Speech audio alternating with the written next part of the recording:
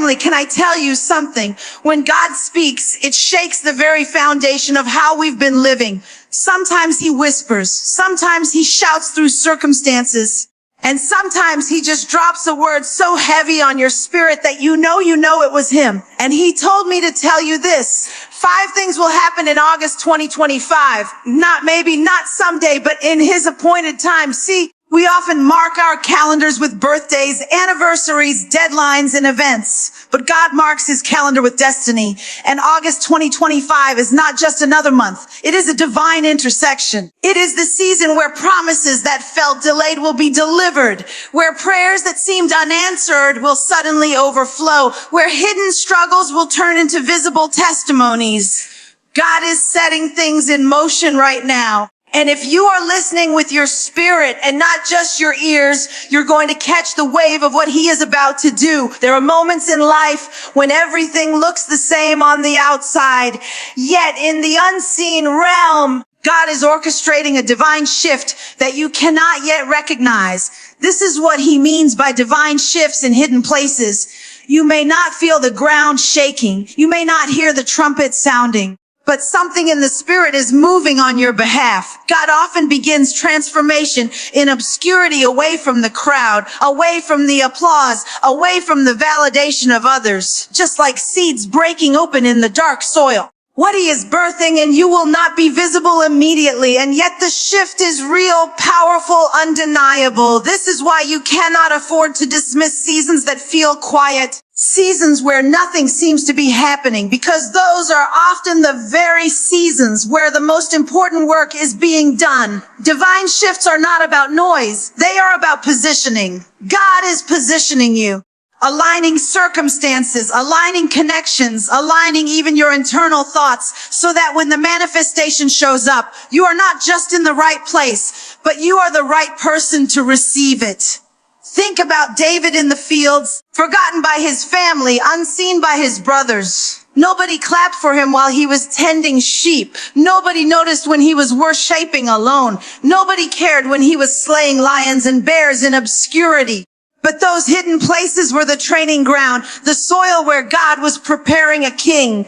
The shift had already happened in the spiritual realm long before Samuel poured oil on his head. August 2025 is about to reveal the results of the shifts God has been making behind closed doors in your life. Some of you are frustrated because you can't see the evidence of progress.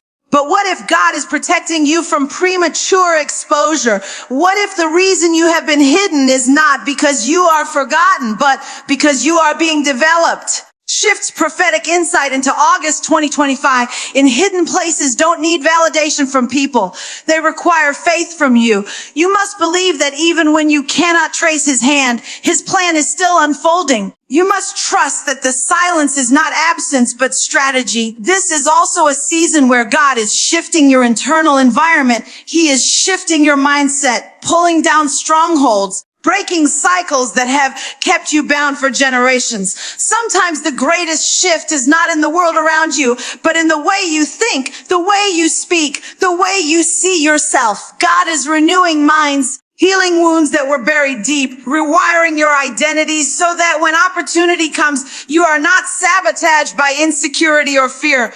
A divine shift in hidden places also means that enemies won't even see it coming. While they are plotting against what they think they know about you, God is preparing a new version of you that they cannot predict or control. Hidden shifts make you unpredictable to the enemy because you are no longer functioning out of the same patterns. What used to distract you will no longer distract you.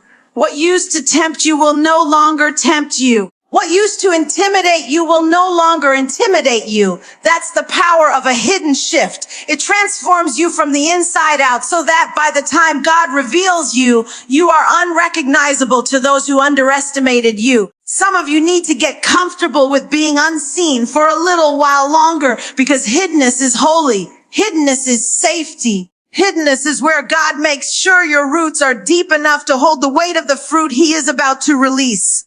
When August 2025 arrives, What looks like an overnight change will actually be the unveiling of shifts that have been happening for months, even years in the secret place with God.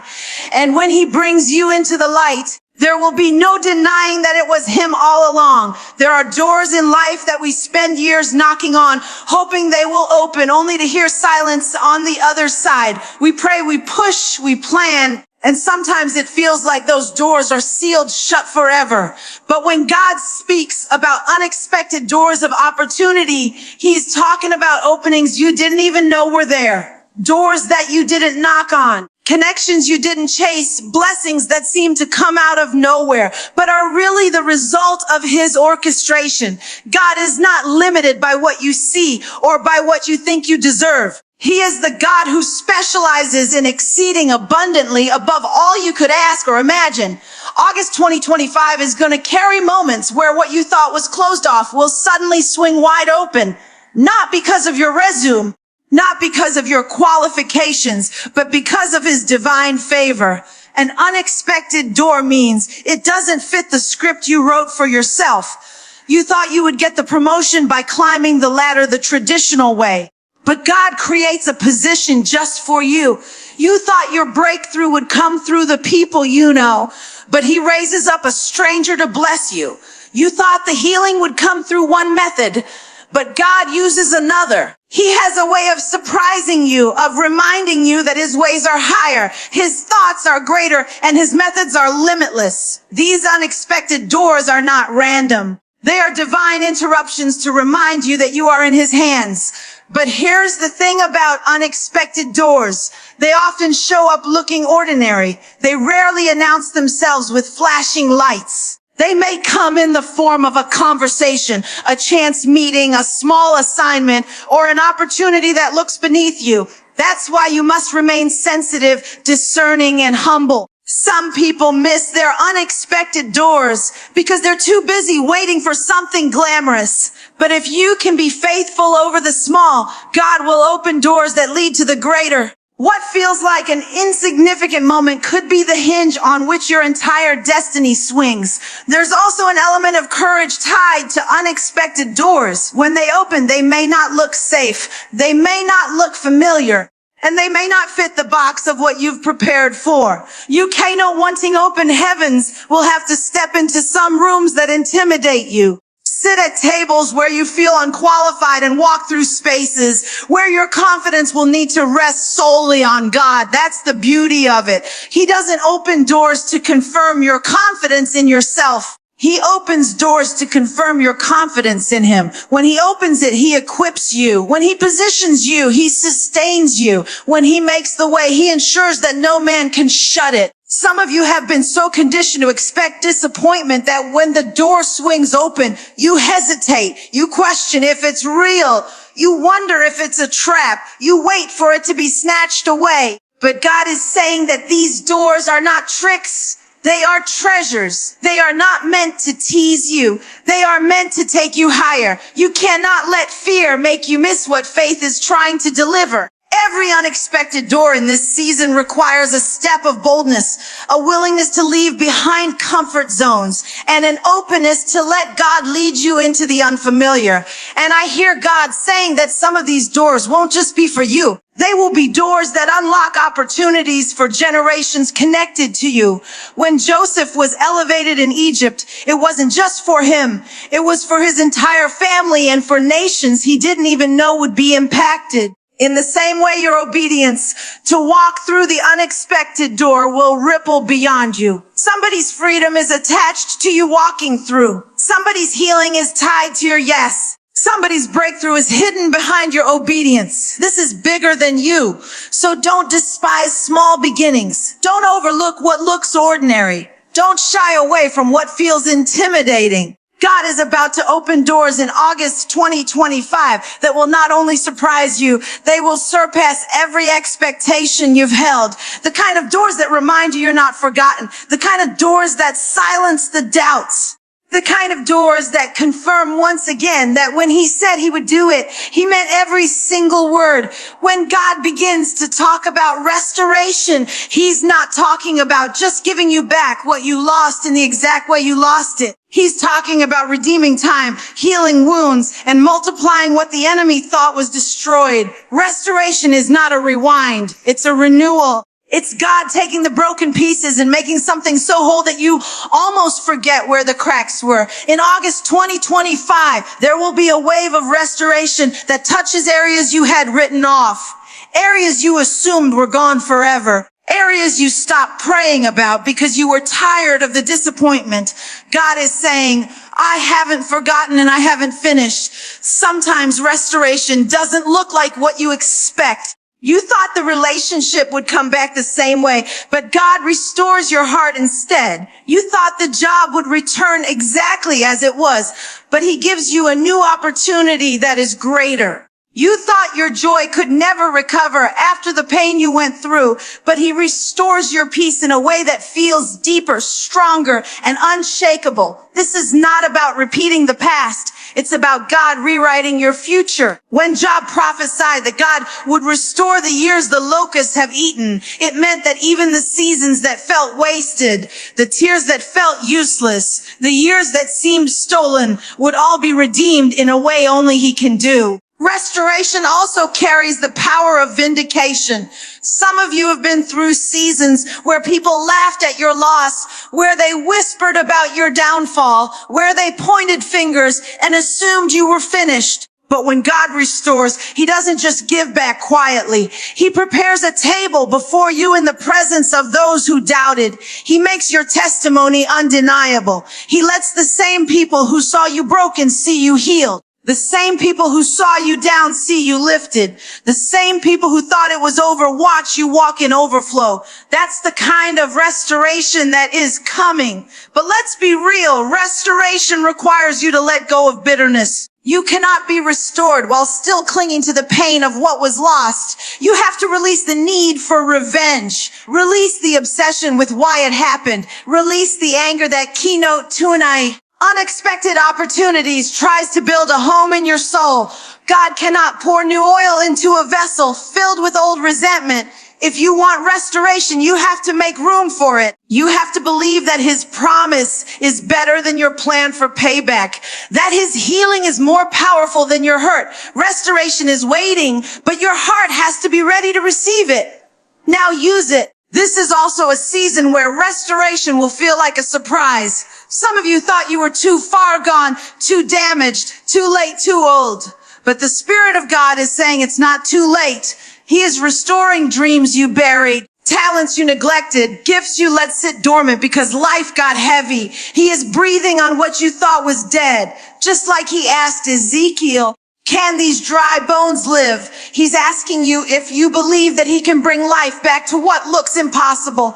And if you dare to believe, you're about to see bones come together, breath return, and life rise again. Restoration also has layers. For some, it will be financial recovery, resources that were stolen coming back multiplied. For others, it will be relational, family members reconciled, love renewed, broken trust rebuilt. For others, it will be spiritual, a fresh fire for prayer, a new hunger for the word, a revival in your soul that you didn't even know you needed. God restores in ways that reach every corner of your being because he doesn't just want you surviving. He wants you whole. He doesn't just want you functioning. He wants you flourishing. August 2025 will be marked by stories of people saying, I never thought I'd get this back. I never thought I'd feel this alive again. I never thought I'd see this relationship healed. I never thought I'd have joy again. But God, that's what restoration does. It reminds you that God is not finished, that your story isn't over, that his hand is still writing chapters you couldn't imagine. Restoration is coming not to tease you, but to transform you, not to remind you of what you lost, but to reveal what he's still capable of giving. When God begins to move in a season of exposure, it can feel unsettling, but it is always necessary. Exposure is not about embarrassing you. It's about protecting you. It's about pulling back the curtain so you can see the truth clearly, so you're not deceived by what looks good on the outside, but is rotten on the inside. August 2025 will carry a wave of exposure, and it will reveal the things, the people, and even the mindsets that were never aligned with God's will for your life. It may sting at first, but exposure is God's mercy because He loves you too much to let you keep walking in the dark. Sometimes what gets exposed isn't other people, it's us. It's the habits we've hidden, the compromises we've justified, the wounds we've tried to cover up with business or success. God exposes so He can heal. He doesn't pull back the cover to shame you. He does it to save you. The truth is what stays hidden keeps you bound, but what is brought into the light can finally be broken off of you. Some of the exposure in this season will feel like God holding up a mirror saying, it's time to deal with this. It's time to stop pretending. It's time to walk in the freedom I died to give you.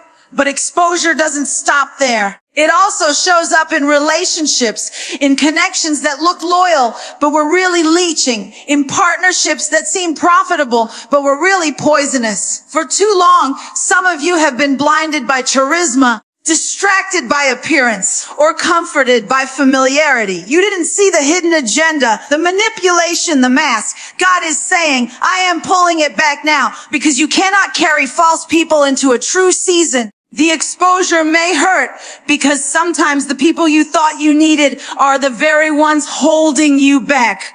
But the pain of release is nothing compared to the pain of staying bound to what was never real. Exposure also comes to dismantle illusions. Some of you have been building your lives around ideas that sound good but are not God. Culture told you success looks a certain way and you chased it. Society told you love had to come packaged a certain way and you believed it. Religion told you performance was the way to please God and you exhausted yourself trying. But in August 2025, God is exposing false definitions, false standards, false Keynote 3D divine restoration idol. He's reminding you that His truth is the only foundation that stands, that His word is the only light that doesn't fade, that His Spirit is the only guide that won't lead you into destruction. What is false cannot stand in the presence of what is true. And exposure is not just about individuals, it's about systems, environments, and even opportunities that look promising, but were traps in disguise. God is going to show you what you couldn't see before. He is going to give you clarity, discernment, and wisdom to recognize what is authentic and what is counterfeit. That's why you may feel a shift in your spirit when you're around certain people or places, not because you're judgmental, but because the Spirit is alerting you to danger. You can't afford to ignore those nudges anymore. Exposure is the gift that saves you from destruction. But let me also tell you this, exposure works in your favor too. While God is exposing what is false around you, He is also exposing the truth about who you are. He's exposing the greatness that's been buried under insecurity, the strength that's been hidden behind fear, the calling that's been silenced by doubt. This season isn't just about you seeing the false in others. It's about you seeing the truth in yourself. For too long, lies have told you you're not enough. Lies have told you you're too broken. Lies have told you you're disqualified. But God is pulling back the veil, showing you that you are chosen, equipped, and anointed for such a time as this. So don't be afraid when exposure comes. Don't run from it. Don't resist it. Don't cling to what God is tearing away. Trust that He knows what He's doing. Exposure is painful in the moment, but it's the kind of pain that leads to freedom. It's the kind of truth that sets you free. And when August 2025 unfolds, you will look back and realize that what was exposed didn't break you. It built you. It didn't ruin you. It released you. It didn't end you. It elevated you. When God talks about acceleration, He's talking about making up for time that you thought was wasted. He's talking about pushing things forward at a speed you could not manufacture on your own. Some of you have been waiting for years, praying for seasons, holding on to promises that felt like they were dragging their feet. But in August 2025, God is saying, What was delayed is about to be accelerated. What took others decades to build will take you months. What seems stuck will suddenly move. What felt like it would never come will arrive quicker than you expected. It's not because of luck. It's not because of shortcuts. It's because God himself has decided that the wait is over. Acceleration is not about skipping the process. It's about redeeming the process. God has not wasted a single tear, a single trial, a single delay. Every detour has been a setup. Every setback has been a setup. Every waiting season has been preparation. And when he decides to accelerate, all that hidden preparation becomes fuel for the journey ahead. Think about Joseph, years in prison, years in waiting, and then in one single moment, Pharaoh called his name and he was promoted from the pit to the palace. That's acceleration. It looks sudden to people watching, but in reality, it is the culmination of every moment God was preparing you behind the scenes. This kind of acceleration requires faith because it can feel overwhelming. You prayed for the blessing, but when it comes faster than you expected, your mind can struggle to catch up. You may feel unqualified. You may feel underprepared. But acceleration is proof that God is filling in the gaps. He's not asking you to have it all figured out. He's asking you to trust him as he thrusts you forward. He's asking you to walk boldly into places where your resume doesn't explain your access because grace has carried you there. Acceleration is God's way of showing you that his favor outruns the limitations of time. Some of you have been carrying promises so long that you stopped believing they were possible. You tucked them away in the corner of your heart and convinced yourself it wasn't going to happen. But the Spirit of God is saying, those very promises are the ones I'm accelerating. Those prayers you prayed and forgot about are the ones I'm answering. Those dreams you thought were too old. Those visions you thought were too late. Those opportunities you keynote for. Acceleration and elevation thought you missed. Those are the very things I am breathing on right now. Acceleration is God reminding you that his word never expires. It only matures until the appointed time. Acceleration also means divine connections. You won't have to force your way into rooms. You won't have to manipulate your way into opportunities. God will place the right people in your path. People who have the influence, the wisdom, the resources to push you forward. What would have taken you years to figure out alone, God will accomplish through divine alignment. But you have to stay sensitive because acceleration requires obedience. When the door swings open, you cannot hesitate. When the opportunity presents itself, you cannot shrink back. When God says move, you must move. The pace is quickening and hesitation can cost you what God is trying to deliver quickly. It's important to understand that acceleration does not mean chaos. God is not throwing things at you to overwhelm you. He is accelerating with order. He is accelerating with purpose. Every step is intentional. Every blessing is strategic. Every opportunity is connected. This is not speed without structure. It's divine momentum. He's not just rushing you forward. He's aligning everything so that you walk into the fullness of his plan without delay. In August 2025, some of you are going to look back and wonder how things shifted so quickly. You're going to say, just last year I was struggling. Just last month I was unsure. Just last week I was praying for clarity, and now doors are opening. Promises are manifesting and breakthroughs are flowing. That is what acceleration looks like. It doesn't ask for your permission. It flows from his promise. It doesn't operate on man's calendar. It operates on God's timing. And when he decides the delay is over, there is no power in hell that can slow it down. There are seasons when favor looks ordinary, when blessings trickle in, when doors open here and there. But then there are seasons when God decides to pour, when the heavens open, and what was once a drizzle turns into a flood. That is what unusual favor looks like. It doesn't make sense. It doesn't fit the math. It doesn't align with your qualifications. And it doesn't match the natural order of things. Unusual favor is the kind of favor that makes people look at you and wonder how. The kind of favor that cannot be explained by connections or strategy. The kind of favor that announces only God could have done this. August 2025 will be a month marked by unusual favor and open heavens. When heaven opens, there is no resistance that can stop what flows. You don't have to beg. You don't have to manipulate. You don't have to fight your way through. Open heavens mean that what you've been praying for is released without blockage. It means that what was stuck in the spirit is now free to manifest in the natural. For some of you, this will look like financial favor, resources you could not have earned on your own. For others, it will look like relational favor, connections you couldn't have orchestrated, reconciliations you couldn't have predicted. For others, still, it will look like spiritual favor, fresh oil, new anointing, and deeper intimacy with God. This kind of favor is unusual because it doesn't follow rules. It breaks them. Unusual favor also comes with unusual positioning. God is going to seat you in places you didn't even apply for. He's going to grant you access to tables you never thought you would sit at. He's going to put your name in the mouths of people who have influence, people who can open doors for you, people who will speak on your behalf in rooms you've never stepped into. And the beauty of this favor is that you won't have to strive forward. It will find you. Favor has a way of locating the obedient, the faithful, the surrendered. It's not about perfection. It's about posture. When your heart is aligned with God, His favor flows freely. But unusual favor isn't just about blessings for you. It's about blessings through you.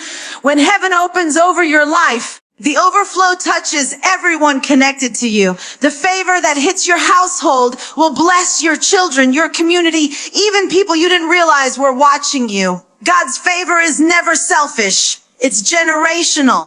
It's meant to remind the world that He is still moving, still providing, still showing Himself strong. That's why some of you will walk into blessings that seem too big for you alone, because they were never meant for you alone. They were meant to spill over. And let me tell you this, unusual favor always attracts attention. People keynote the exposure of falsehood will question it. People will envy it. People will misunderstand it. They will say you don't deserve it. They will wonder why you. But that's exactly the point. Favor is not about deserving. It's about divine selection. It's about God choosing to use you as a testimony of His goodness. You cannot explain favor. You can only steward it. That's why in this season, your focus cannot be on defending yourself or explaining your blessing. Your focus must be on honoring God with it, staying humble, and using what He's given you to glorify Him. Open heavens also mean accelerated answers to prayer. Some of you have been praying prayers for years, and in this season, you will see answers fall quickly.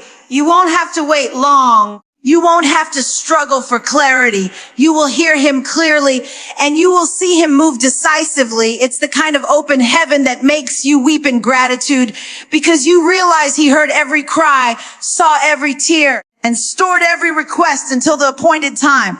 August 2025 is that appointed time for many of you. This is the season to expect unusual favor, not ordinary favor, not average favor, the kind of favor that shifts atmospheres. The kind of favor that breaks generational curses. The kind of favor that writes new legacies. When the heavens open, you will walk differently, pray differently, believe differently, because you'll realize you are living under a flow that cannot be explained, only experience. And the world around you will have no choice but to testify. Surely the Lord has favored them. There comes a point in every believer's journey where God begins to call you higher, not in status, not in platform, but in surrender. It's the kind of call that makes you realize the very thing you've been holding on to so tightly is the very thing He's asking you to lay down.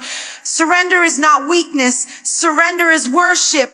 It is the acknowledgement that His way is better, His plan is wiser, His timing is perfect, and His will is worth more than anything we think we're protecting. In August 2025, God is calling many of us into higher surrender because what He's about to release cannot coexist with partial obedience. Higher surrender is costly. It means letting go of control, letting go of the outcome, letting go of the illusion that you can manage everything by your own strength. Some of us are willing to trust God with parts of our lives, but not all. We give him our Sunday, but not our Monday. Our worship, but not our relationships. Our faith, but not our finances. But God is saying, if you want to see the fullness of what I have prepared, I need all of you. Not just the polished parts, not just the easy parts, but the broken pieces, the hidden struggles, the places you don't want anybody to see. Surrender at this level is complete. And yet surrender is not about loss. It's about exchange. Every time you lay something down at his feet, he replaces it with something greater. When Abraham surrendered Isaac, God gave him a ram in the bush and confirmed his covenant. When Jesus surrendered his life, salvation was released for all humanity. What looks like sacrifice in the moment always reveals itself as supernatural gain. The question is, do you trust him enough to release it before you see the replacement?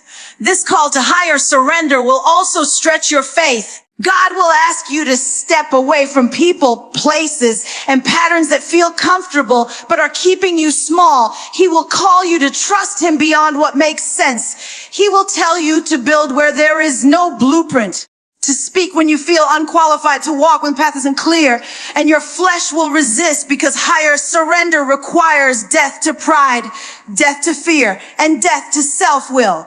But every time you die to yourself, you come alive in him in ways you could never imagine. For some, surrender will mean forgiveness. You cannot carry bitterness and break through at the same time. You cannot hold grudges and grab hold of glory at keynote 6C. Wave of bold faith at the same time. For others, surrender will mean releasing timelines. You thought by now you'd be married. By now you'd be further. By now you'd be healed. But God is asking you to surrender the by now, so he can replace it with right on time. For others, still surrender will mean laying down the need for applause, the need for validation, the need to prove yourself. Because in this season, your affirmation must come from God alone. Surrender at a higher level also means trusting God with your future in ways you never have before.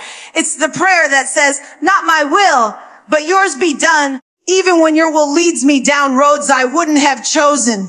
It's trusting that his no is protection, his wait is preparation, and his silence is strategy. It's resting in the truth that he sees what you cannot see, and he's already gone ahead to prepare the way. This kind of surrender births peace because you stop striving to control what was never in your control to begin with. In August 2025, this call to higher surrender is not meant to break you. It's meant to build you. It's meant to free you from the weight of carrying things God never asked you to carry. It's meant to release you from the anxiety of trying to figure it all out. It's meant to posture you so that when the blessing comes, your heart is in the right place to handle it. Higher surrender is not about perfection. It's about position. It's about saying yes when it costs, yes when it hurts, yes when it doesn't make sense, because you trust the one you're saying yes to. There are seasons when faith feels quiet, where you're holding on by a thread, whispering prayers under your breath, doing your best to believe, even when everything around you looks opposite. But then there are seasons when God ignites a new wave of bold faith, and it changes the way you walk, the way you talk, the way you approach life. Bold faith is not reckless. It's rooted. It's the kind of faith that rises out of trust in God's character, not just his blessing. It's the kind of faith that makes you step out of the boat when the waves are raging, because you know the one calling you is greater than the ones coming against you. And August 2025 is going to usher in a wave of bold faith for those who are willing to believe beyond what they can see. Bold faith is contagious. When you start believing God at a higher level, the people around you can't help but be challenged to believe too. It shifts atmospheres. It changes conversations. It silences doubt. Bold faith looks like declaring healing when the doctor's report says otherwise, like call to action, aligning with God's word, preparing for opportunity when you haven't even seen the door yet, like sowing generously when your finances are tight because you trust that God will multiply.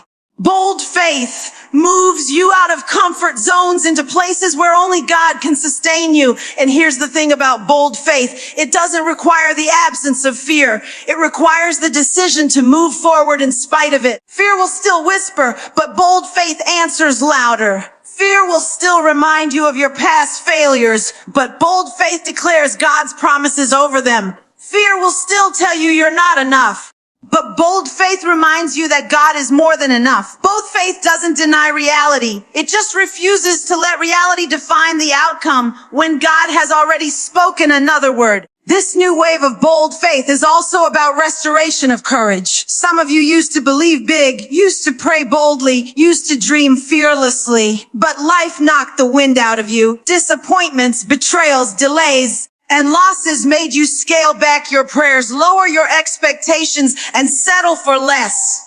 But God is breathing life back into that part of you that dares to dream again. He's reviving the part of you that believes for the impossible, that trusts him for the miraculous, that refuses to water down what he promised just because time has passed. He's stirring up faith that doesn't shrink back. Bold faith also requires bold action. It's not just about words. It's about movement. It's about doing what God told you to do, even when the outcome isn't guaranteed. It's about stepping into arenas where you don't feel qualified, speaking when your voice shakes, applying when you think you'll be denied, launching when you don't see the resources yet. Bold faith is the bridge between what God has promised and what you are willing to walk out. It takes your yes and stretches it into evidence that he is faithful.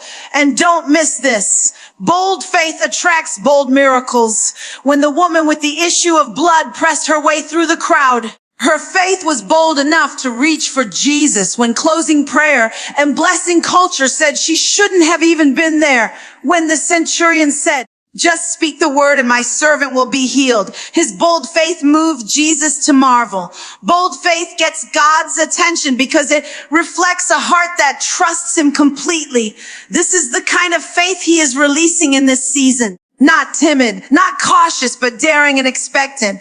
August 2025 is not going to be the time to play it safe. It's not going to be the season to keep your prayers small, your vision limited, your belief watered down. This is the season to ask boldly, to step boldly, to believe boldly, because bold faith doesn't just change circumstances. It changes you. It makes you stronger, braver, and more aligned with the God who delights in doing the impossible. And when you walk in that kind of boldness, the world around you will see that